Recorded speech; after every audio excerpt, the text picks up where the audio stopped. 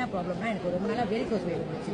நான் வந்து ஒரு சாப்பாடு கடை வச்சிருப்பேன். நான் வந்து ரொம்ப நாளாக நின்று வேலை செய்யறதுனால அந்த நரம்பு பிரச்சனை ஆயிடுச்சு. அப்புறம் லாஸ்ட் இயர் 2023 ரொம்ப கஷ்டமான கால்வலி.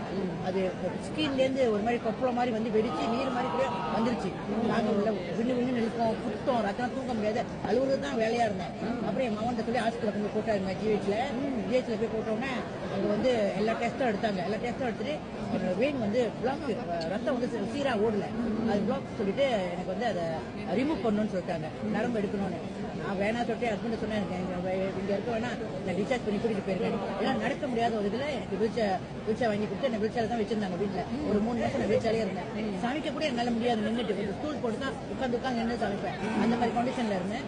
அப்புறம் ஹாஸ்பிட்டல் வந்து இந்த அலோரா பேண்ட்ஸை வந்து எனக்கு போட்டுப்பாரு, நல்லா இருக்கும், இதான் சப்போர்ட் பண்றியா அப்படின்னு சொல்லும் போது நான் அந்த அலோரா பேண்ட்ஸை நான் வந்து யூஸ் பண்ணி எனக்கு கொஞ்சம் 2-3 வாரத்துல எனக்கு நல்ல ஒரு மாற்றம் தெரிஞ்சிச்சு. அதாவது நம்ம டவுனா இருக்கும் போது நம்மளுக்கு அப்படியே உடம்புலாம் ஒரு மாதிரியா இருக்கும், சுவாவியா இருக்கும். ஸோ அப்போ போட்டோன்னே எனக்கு ஒரு மாதிரி ஆக்டிவா இருக்கிற மாதிரி இருந்துச்சு. ஒரு 3 வாரத்துல எந்திரிக்கிற மாதிரி இருந்துச்சு. நானா அப்படி செஞ்சு ஸ்டெப் பை ஸ்டெப்லாம் நடந்தேன். இல்லை இதுக்குன்னா என்னை ஒரு ஆள் குடிச்சிட்டு போங்க டாய்லெட். அப்போ கொஞ்சம் மாற்றும் போது எனக்கு ஒரு டிஃபரன்ஸ் இருந்துச்சுல.